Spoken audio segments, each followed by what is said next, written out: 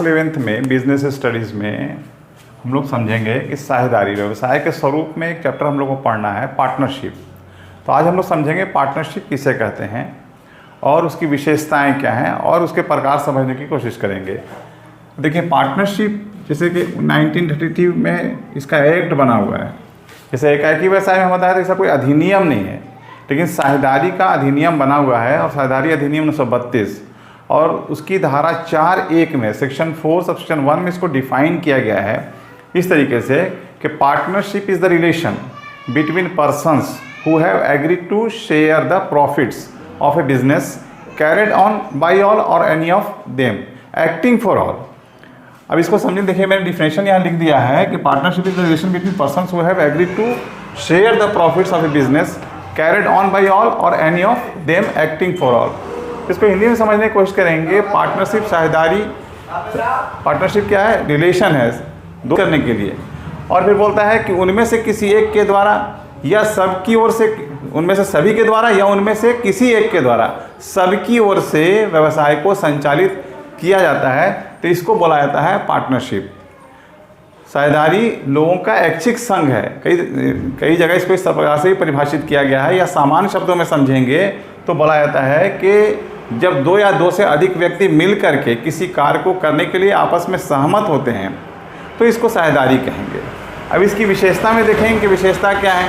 अब देखिए number of persons, अब व्यक्तियों का देखिए, अभी व्यक्ति होने चाहिए और कम से कम साझेदारी के लिए कितने व्यक्ति होने चाहिए, तो बोला गया दो होने चाहिए, और अधिक से अधिक इसका बोलते हैं कि 2 और 50,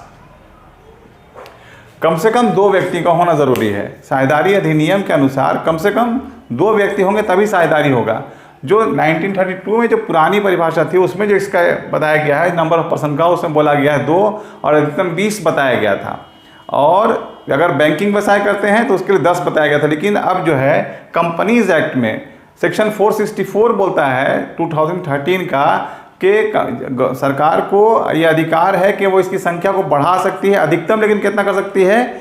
464 कंपनीज एक्ट में हम बता रहे हैं कि कंपनीज एक्ट में बताया कि 100 तक हो सकते हैं, लेकिन 2013 में और 2014 में फिर इसको बोला गया संशोधित करके कि नहीं, अधिकतम कितने होंगे? 50। तो वर्तमान में अगर हम लोग कहेंगे कि न्यूनतम संख्या 2 होंगे और अधिकतम संख्या इसमें 50 कहा जाएगा। जो पुराना कहीं किताब में लिखा हुआ रहता है 2 या 20 या 10, तो उसको छोड़ देंगे अब, तो कम से कम 2 और अधिकतम 50 लिखेंगे। अब दूसरा क्या है? वैध व्यवसाय होना चाहिए। जो है इसकी विशेषता में है कि व्यवसाय होना चाहिए, और व्यवसाय किस प्रकार का होना चाहिए? तो व्यवसाय की प्रकृति वैध होनी चाहिए, अवैध व्यापार नहीं होना चाहिए। तीसरा इसमें बताया गया है कैपेसिटी टू कॉन्ट्रैक्ट। देखिए साझेदारी में व्यक्ति ही रहते हैं। अब साझेदार में कौन व्यक्ति साझेदार हो सकता है?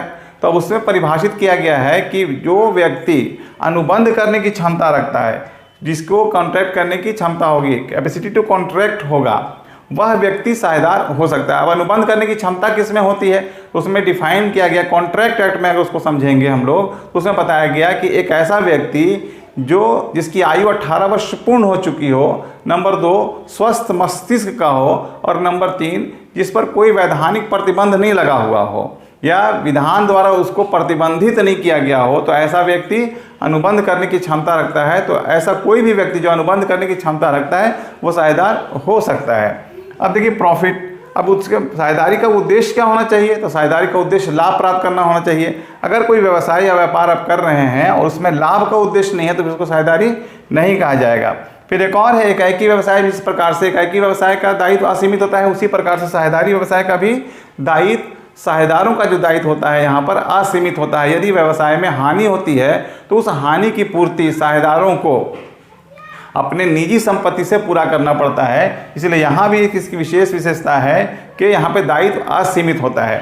और नो सेपरेट एंटिटी, दोनों का अस्तित्व अलग नहीं है। देखिए यहाँ पर जैसे हम लोग अकाउंट से पढ़ते हैं, सेपरेट एंटिटी कॉन्सेप्ट मानते हैं, व्यवसाय के स्वामी का अस्तित्व और व्यवसाय का स्वामी तो अलग अलग होता है। लेकिन अगर यहाँ पे हम लोग देखेंगे बिजनेस स्टडीज़ में, तो पार्टनरशिप में व्यवसाय के जो मालिक होते हैं ना, साझेदार जो होते हैं, और जो व्यवसाय होता है, दोनों को अलग नहीं मानते हैं, एक मानते हैं। तो नो सेपरेट एंटिटी, यहाँ पे अलग अलग अस्तित्व नहीं है, पृथक अस्तित्व नहीं होता है, यहाँ पर दोनों का अस्तित्व एक है। और इसी के आधार पर देखिए अनलिमिटेड लायबिलिटी जो मैंने बताया है कि दायित्व असीमित होता है।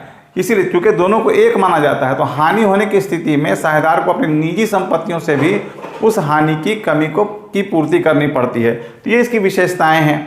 एक और चीज़ में समझने की कोशिश करेंगे इसमें कि साझेदार किस किस प्रकार के होते हैं हमारे व्यवसाय में। अब देखिए, सामान्य रूप से तो हम लोग कहते हैं कि जो पार्टनर्स काम कर रहा है साझेदार में वो साझेदार है, लेकिन यहाँ पे इसको अलग से समझ लेते हैं। सक्रिय साझेदार, एक्टिव पार्टनर, वह साझेदार जो व्यवसाय में सक्रिय रूप से भाग लेता है, व्यवसाय के संचालन में हिस्सा लेता है, उसको बोलते हैं सक्रिय साझेदार। दूसरा है निष्क्रिय या इनएक्टिव। इनएक्टिव पार्टनर्स का अर्थ ये होता है कि जो व्यवसाय में सक्रिय रूप से भाग नहीं लेता है। साझेदार तो है, हो सकता है उसने पूंजी लगाया हो, उसका नाम साझेदारी संस्था में है, लेकिन वह सक्रिय रूप से व्यवसाय के कार्यों में हिस्सा नहीं लेता हो, तो ऐसे साझेदार को निष्क्रिय साझेदार बोलेंगे। फिर नाम मात्र का साझेदार है एक ऐसा व्यक्ति जिसने अपने नाम का प्रयोग करने के लिए साझेदारी अन्य साझेदारों को बोल दिया कि भाई मेरा नाम शामिल कर सकते हो, लेकिन न तो ऐसा साझेदार पूंजी लगाता है, ना ही सक्रिय रूप से भाग लेता है, लेकिन तो ऐसे साझेदार को बोलते हैं नाम मात्र का। लेकिन ध्यान रखेंगे, नाम मात्र का साझेदार यदि व्यवसाय में हानि होती है तो उस हानि की पूर्ति करने के लिए वह जिम्मेदार माना जाता है। इसके बाद बोलते हैं पार्टनर बाय स्टॉपेज या प्रदर्शन द्वारा साझेदार।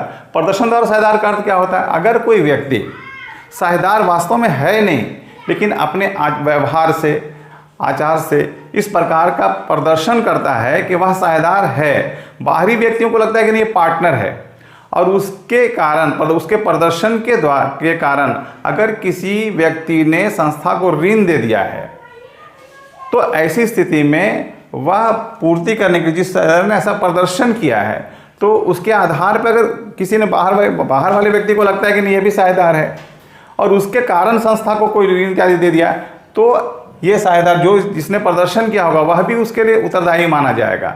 कमी अगर कुछ होती है, हानि होती है, तो उसको पूर्ति करनी पड़ेगी।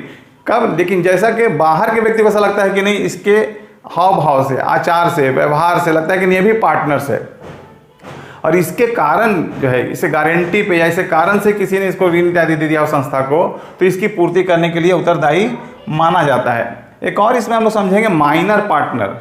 अभी मैंने बताया कि भाई पार्टनरशिप में पार्टनर बनने के लिए कौन व्यक्ति पार्टनर हो सकता है? तो जिस व्यक्ति की आयु 18 वर्ष पूर्ण हो जाती है, यानी जो कॉन्ट्रैक्ट करने के लिए सक्षम है, जिसकी आयु 18 वर्ष पूर्ण हो गई हो, स्वस्थ मस्तिष्क का हो, और फिर मैंने बताया स्वस्थ मस्तिष्क के साथ कि कानून के द्वारा इसको प्रतिबंधित नहीं किया गया हो, किसी भी कानून के द्वारा, जैसे दिवालिया एक्ट वगैरह का इसमें उल्लेख होता है। तो अब इस स्थिति में हम लोग देखेंगे कि माइनर जो है, जिसकी आयु 18 वर्ष से कम है, सामान्य रूप से साझेदार नहीं हो सकता है, लेकिन पार्टनरशिप एक्ट में सेक्शन 30 स्पेसिफिकली इसके लिए प्रोवाइड करता है कि एक अवयस्क को भी, जिसकी आयु 18 वर्ष पूर्ण नहीं हुई है, एक अवयस्क को भी साझेदारी में अन्य साझेदारों की सहमति से शामिल किया सकता है। लेकिन ध्यान रखेंगे केवल लाभ के लिए इसको शामिल किया जाएगा, हानि के लिए उत्तरदायी नहीं होता है। और ये भी ध्यान रखेंगे कि अगर हानि हो गया, व्यवसाय में अत्यधिक हानि होती है, तो हानि की पूर्ति ये अपनी निजी संपत्ति से नहीं करेगा, जितना इसका पूंजी लगा हुआ है उस सीमा तक ही यह उत्तरदायी माना जाता है। इसके अतिरिक्त बाकी हानि के लिए यह उत्तरदायी नहीं माना जाता है, यानी इसकी पूर्ति इसको नहीं करनी पड़ेगी, निजी संपत्ति से इसकी पूर्ति नहीं करनी पड़ेगी। जितना पूंजी लगा हुआ है केवल उससे भरपाई होता है तो ठीक है, अन्यथा इसकी निजी संपत्ति सुरक्षित रहती है। तो ये हमने बताया काइंड्स ऑफ पार्टनर के बारे में। एक अलग से मैं माइनर पार्टनर के बारे में डिटेल से अलग से क्लासेस लूँगा, तो उसमें आपको समझाऊंगा कि माइनर पार्टनर के अधिकार क्या हैं, दायित्व क्या हैं, इसके बारे में समझेंगे हम लोग।